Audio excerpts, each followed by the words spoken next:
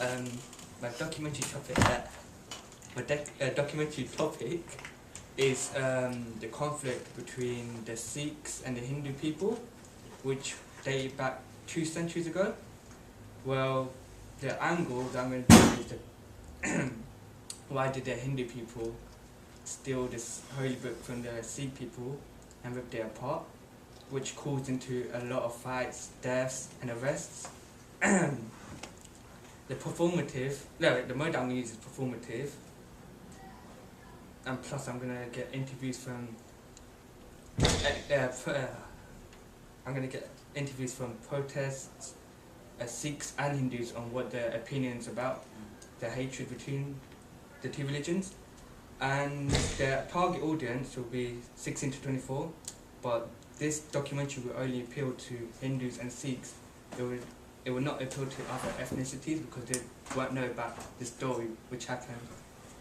And I will include voiceovers and archive footage because I saw some archive footage yesterday when people get murdered in India about this, and the protests when people get arrested. And that's my first idea. I think that's a good idea because even doesn't apply to other ethnicities. It's something that not many people would know. If some people have heard about it, you're going into more depth. So I believe that you can teach quite a lot of people like things from your documentary. I think you should try and widen your audience somehow, rather than just limiting it to Sikhs and Hindus. I think maybe ask someone if they know, like, so I didn't know that. No. So if you saw me in the street, ask me if I know about it and stuff like that. So is it more well known in India than in the UK, do you think? No, it's spread around the UK as well. So widely though, yeah. The UK and India, because when we first heard about it, we was angry because why would they do that to us? And that caused into a fight at the Golden Temple where it got stolen, where the actual gurus there were having a war against the Hindu people, which led to murder. I do think you should actually just ask people in general, have you heard about the conflict between Sikhs and Hindus? In terms of the appeal to the audience, you said that it won't apply to other ethnicities. I think that it could be the good role for of a educational documentary, purposes. you can sort of educate them because the role of the documentary is to educate as well. Yeah. So you can bring in, although they don't understand it, they can try and adapt the information and inform about it, because at the moment there was not a lot of coverage for it until one person got the coverage. Yes. And now it's a well-run known problem. Now everyone knows about it on Twitter, Facebook, Instagram. Even it was on BBC News a couple of weeks ago. A politician from Canada, he was in the UK, he said this to the news report live. Why are you not talking about India, the war against Hindus and Sikhs? And he got they changed the subject, the president now. So it made me feel like, why are you not talking about it? Sharing I the think you should story. take So I think that you should take itself some from already different educates ethnicities. people as well, for other ethnicities as well, so you can sort of bring something like that in as well. Like you should take someone on the journey If with you as it you're trying to expands find the out. audience, so more people will enjoy it, you get more figures of him. You can take that angle. Why is it not more widely known? Like Chloe hadn't heard of it, I hadn't heard of it. And why are we not hearing about it? Why is it not making it? Why are the media not? Why are they sort of covering it up as much as they can? I mean, I would say, and the key though is where you pitch this. You have to pitch it on a position where you assume that we know literally nothing about it. Because that way, so you know loads about it and you're really passionate about it and involved with it, but for it to be effective, it has to be pitched that way of we know nothing, so you've got to teach us even really what the difference is between the Sikh and Hindu. Because if you were to ask me that, aside from the visual differences, I would struggle to really explain it. And I don't consider myself to be unintelligent particularly, or not wanting to know, but it's just not something I know. Yeah. I would say some of the best documentaries that I've seen, one of the best ones was by a lad years ago. He's one of the twins with the beards, Harminder, I think his name was.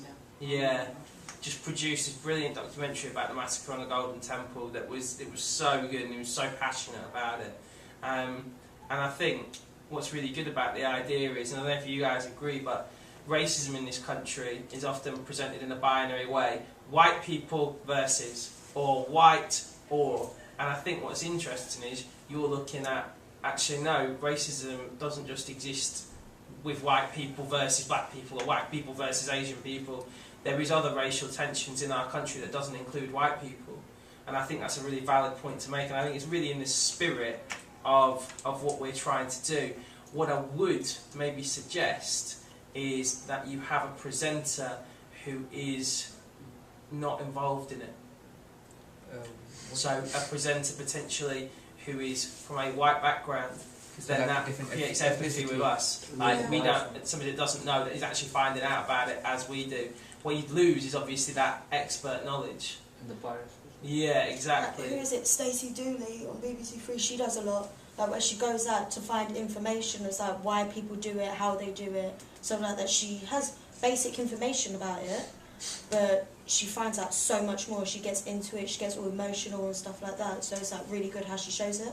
And that like the Stacey Dooley idea is kind of what I'm suggesting, but you've got to think what's maybe going to work better for this documentary: the Stacey Dooley style or the Reggie Yates style, where he is invested in it, he is involved in it, and he has got a cause.